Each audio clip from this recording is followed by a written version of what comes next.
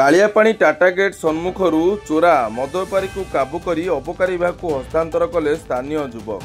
सूचना मुताबक जड़े व्यक्ति विपुल परिमाणर विदेशी मद नहीं जाउथुवा बेले स्थानीय युवक माने ताकू काबू कर स्थानीय कालियापाणी पुलिस को सूचना देइथिबा बेले स्थानीय पुलिस किसी भी पदक्षेप न नेबारु शेष में जाजपुर टाउन अबकारी विभाग अधिकारी सहित स्थानीय युवक मैंने आलोचना करिया परे अबकारी विभाग स्वतंत्र टीम शनिवार राति 11:44 समय घटनास्थल में पहुंची चोरा मद बेपारी को काबू करथिबा देखिया मिली।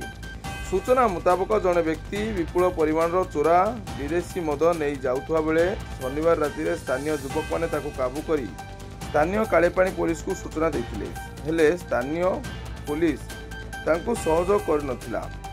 पर स्थानीय युवक मैंने बाध्य होई जाजपुर टाउन अबकारी विभाग अधिकारी सहित जोगाजोग करथिले। जाजपुर टाउन अबकारी विभाग स्वतंत्र टीम शनिवार राति 11:44 समय कालियापाणी स्थित टाटा गेट सम्मुख में पहुंची चोरा मद बेपारी को काबू करी आनिथिबा देखिया मिली। स्थानीय साहसी युवक मानकर एपरी कार्य को स्थानीय अंचल साधुवाद मिली।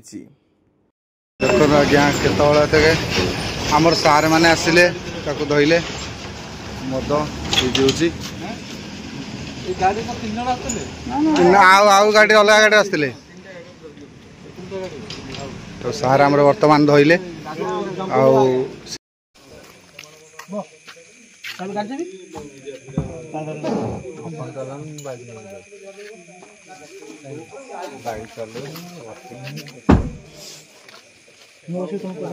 देखो केते टाइम रे आमर एक्सरसाइज आसते स्विच करले